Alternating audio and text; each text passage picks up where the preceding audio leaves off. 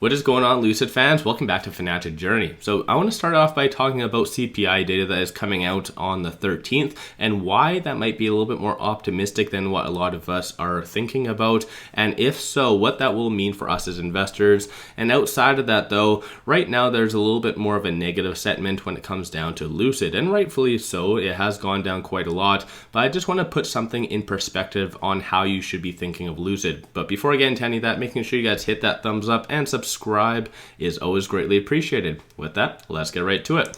Live ticker is going at the very bottom of the screen. Nice change of events is happening, so we are green. That is always a very good thing. And as of right now, 18.5 million for volume. So we are actually going to be over our average volume. So that is a very, very good kind of situation that is happening. Currently 2.2 million shares being purchased by institutions on the secondary market. So I think one good takeaway from today is a lot of big money is getting in, not necessarily just on Lucid, but a lot of other similar growth stocks. So let me know your thoughts on that. But when it comes down to it though, there's just a lot of blood in the market. Based on even Tesla, Rivian, all the market caps have been completely slashed massively. So there's a lot of deals going on right now, so whether you take advantage of them or not, it's up to you. I'm not a financial advisor. Do your own due diligence at the end of the day. But there was a very good article that did come out saying basically, where will Lucid be in 5 years?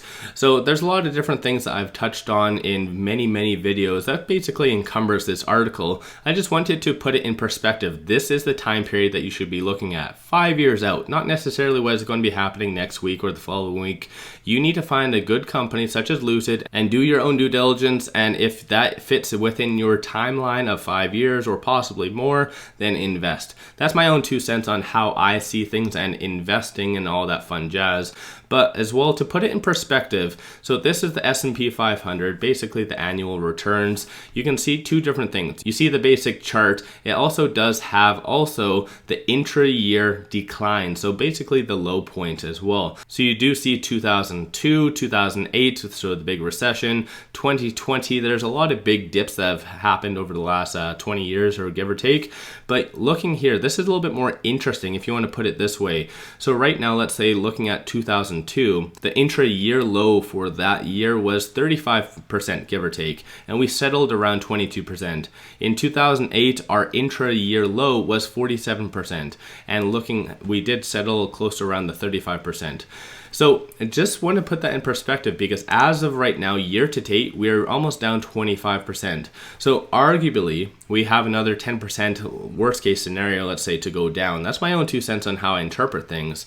But when it comes down to it though, this is why you need to find good companies. Don't worry about such of the short-term pain, because if you've diamond-handed Lucid during this downtrend as much as it's already gone down, there's only so much more it can go down potentially. Again, I could be wrong, completely wrong about all of this, but when it comes down to a lot of the charts and stats, and if you look at all of that fun stuff, it goes to show that there has been plenty of times when there's been a lot of blood in the market. But as that age-old saying goes, you need to buy when others are fearful, and there's a lot of blood in the market, and right now it is flooded with blood. So again, that's my own interpretation on all of that fun stuff. But when it comes down to it, one of the many things that people are very fearful about is inflation. So one thing that could cause us to have a nice little rebound based on this chart as well is CPI. And the latest analyst is talking about how hypothetically CPI could be better than what a lot of us are expecting. More specifically, between August and September, gas prices went down roughly about 7%. And as I've brought up in many other videos,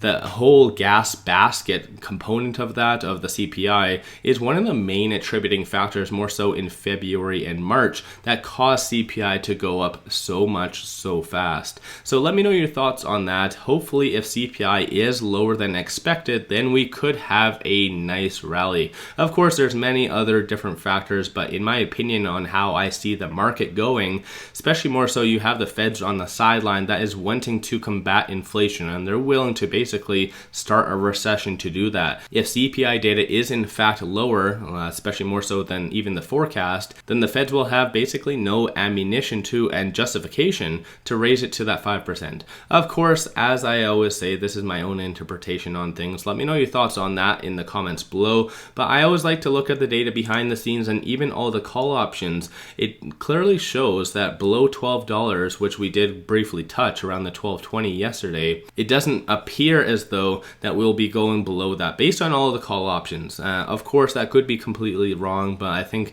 there's a lot of expectation about that CPI being very optimistic. So once again, let me know your thoughts on that in the comments below. But still, there is still a ton of big money that's been getting in, as you can tell based on the block volume column at the very bottom. So 2.2 million shares on the secondary market and also on the dark pool. So this is all the dark pool transactions from today alone, and a pretty substantial amount. So a nice change of events. So you do see 1 million, 2.2 or 2.3, I should say, million, 1.1 million. So you do get a lot of big money and big transactions. And even right here, 6.44 million. So a lot of big money is getting in, and they definitely see a lot of big value in Lucid. So once again, let me know your thoughts on all of that fun stuff. On the actual technicals, it does show a little bit more saving grace. So we did briefly get over that $13 mark, but looking on the stochastics, still have a negative approach on that front, and it is at 14, so very oversold. Momentum number of retail investors is still going down a little bit today. RSI is also at 34, so a little bit more lower if you ask me. In reality, the reason why I have RSI and stochastic, a lot of algorithms from hedge funds use those two kind of indicators to signal buying opportunities. So RSI when it is 30 or lower, and stochastic when it's 20 or lower. So we are getting to a very sweet point right now wherein a lot of institutions are going to really see Lucid and have their algorithms start buying it based on these indicators. And on the actual chart, lower percentile of the Bollinger Band as of right now. So technically we're a little bit more consolidating, if you want to call it that. But when it comes to it, CPI, CPI, CPI, CPI. That is when everyone and their dog is going to be watching. So if this, like I said, based on this analyst, if it is anticipated to be very positive, then the broader market is just going to go up and up and up. So once again, whether you buy right now or take advantage of lower prices, I'm not sure. This is your guys' own choice. If you have been buying over the last couple of days, give yourself a shout out in the comments below. It's always greatly appreciated. If you haven't already, hit that thumbs up and subscribe. But with that, I appreciate you guys watching, and let's all make a lot of money on Lucid.